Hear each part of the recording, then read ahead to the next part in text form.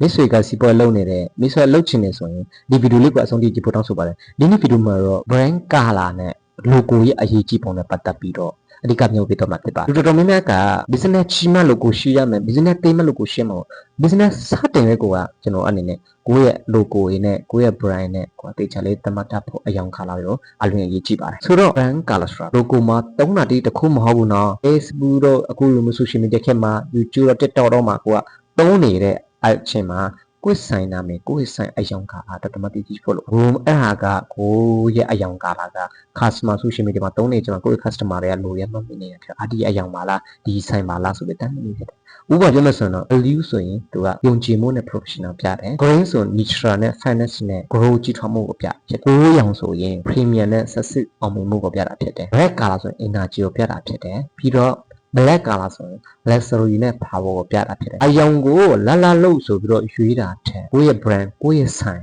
ကိုယ့်ရဲ့လုပ်ငန်းနဲ့ရဲ့ message နဲ့ကိုင်ညီမှုရှိလားဆိုတာကျွန်တော်အနေနဲ့ဒီချက်လေးပြန်တို့ဒီပို့လာပါတယ် true logo ကဘာကြောင့်အရေးကြီးတာ logo ဆိုတာ business တစ်ခုရဲ့ visual signature လို့လည်းပြောလို့ရ customer ကကိုယ့်ရဲ့ဆိုင်နာမည်ကိုယ့်ရဲ့နာမည်ကိုဖတ်ခင်တော့မှကိုယ့်ရဲ့ logo ကိုမိနာနဲ့ဒီ brand ပါလားဥပမာပြောမယ်ဆိုရင်ကျွန်တော်ကအပြင်ဆိုင်သွားမယ်ဆိုရင် Nike တို့Puma တို့ Adidas တို့ပြီးတော့တို့ရဲ့ဒီ Levi's တို့ဒီလိုမျိုးတစ်ဆက်တွေကိုကျွန်တော်တမ်းမြင်တဲ့အခါမှာဟာဒီတစ်ဆက်ပါလားဒီ brand ပါလားဆိုတော့ကျွန်တော်ကတို့တွေမှာဟာဆိုပြီးတော့စေတတ်တယ်အော်စင်ပြီဒီလိုမျိုးကအရင်ကြီးကြည့်ပါတယ်ပြီးတော့ logo ကိုဆွဲတဲ့အခါမှာအယောင်ကာလာတုံးတဲ့အခါမှာရှူရှင်းမလုပ်ပါနဲ့ရှင်းလင်းအောင်လူတွေကိုမမိအောင်ကိုလုပ်ငန်းကဟိုမှာ Facebook တို့ YouTube တို့တည်သွားရင်တောင်မှလူတွေမမိအောင်လေဖို့ကအရင်ကြီးကြည့်ပါ number 3 brand color နဲ့ logo နဲ့ပေါင်းထားလို့ရှိရင်တော့ brand recognition ဖြစ်တယ်။ဟို brand တစ်ခုကို customer ကတွေးလိုက်တာနဲ့မမိဖို့က consistency ရေးအလွန်ရေးအရေးကြံပြန်ပြီးတော့အရေးကြီးပါတယ်။ဥပမာ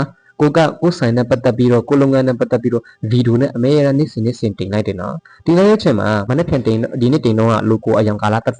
မနေ့ပြန်တင်တော့ logo အယောင်တကာလာဒီလိုမျိုးတွေမရှိပါစေနဲ့ consistency ဖို့လို့ဒီနေ့တင်တဲ့ဗီဒီယိုရဲ့ logo မှာလည်းဒီအယောင်ပဲကိုဆိုင်အယောင်ပဲမနေ့ပြန်တင်လဲဒီလိုအယောင်ရဲ့ကမစ်ဆွေအနေနဲ့ဒီလိုကြာလာတဲ့အခါမှာတော့လူတွေကကိုဆိုင်ရဲ့ logo ကလူတွေကတန်းပြီးတော့မမိတော့မှဖြစ်ပါတယ်ပြီးတော့လပဖို့ထက်မမိလွေအောင်ကိုတိဆောက်ပါနံပါတ်4မှာကျတော့ brand color ကိုဘယ်လိုရွေးမလဲအရင်ဆုံးဒီမေခွန်း3ခုကိုမေးပါရဲ့ brand ကဘာကို represent လုပ်တယ်လဲဘာကိုကိုစားပြုတယ်လဲယုံကြည်မှုလား premium လားကြီးထွားမှုလား grow လား energy လားအခုနအပေါ်မှာပြောတဲ့အယောင်ကာလာနဲ့ကိုကတေချာလေးပြန်ပြီးတော့တိုက်ဖို့လိုတယ်ပြီးတော့ဘယ် customer ကို target လုပ်ရမလဲလူငယ်တွေလား professional တွေလားတော့မိသားစုလားဒါမှမဟုတ် business owner တွေပဲကွာ target ထုတ်တာတေချာလေးပြန်ပြီးတော့လုပ်ဖို့လိုတယ်ပြီးတော့ primary color နဲ့ secondary color နဲ့တွေက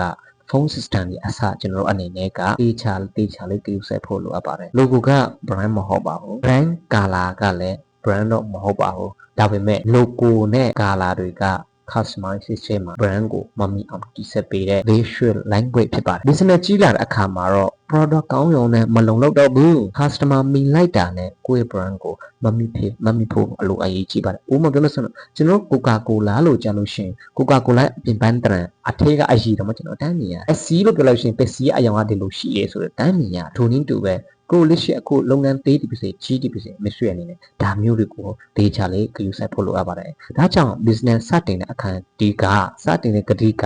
လာတမတိရှိဖို့လိုတယ် logo လည်းတမတိရှိဖို့လိုတယ် design လည်းတမတိရှိဖို့လိုဒါက professional brand တခုတည်ဆောက်ဖို့အခြေခံတဲ့တော့မယူကိုကွန်ဖြစ်ပါတယ်ဒီစင် marketing နဲ့ entrepreneurship နဲ့ wholesale model နဲ့ပတ်သက်ပြီးတော့အဓိကညှဝေပေးထားတာဖြစ်ပါတယ်ဒါကြောင့်မလို့ကျွန်တော်ရဲ့ Facebook YouTube channel နဲ့ subscribe လုပ်ဖို့အားလုံးကိုတောင်းဆိုပါတယ်အားလုံးကျေးဇူးတင်ပါတယ်